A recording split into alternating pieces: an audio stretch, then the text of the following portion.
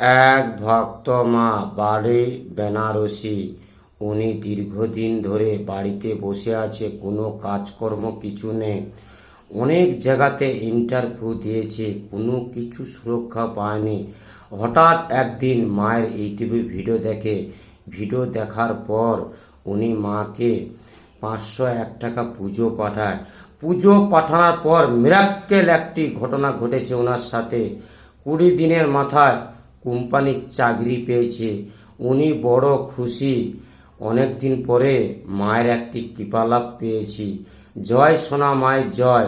উনি বলেছে যতদিন বেঁচে থাকবো মার মন্দিরে আমি যাব, কোনোদিন আমি মাকে ভুলবো না। জয় সোনা মায়ের জয়।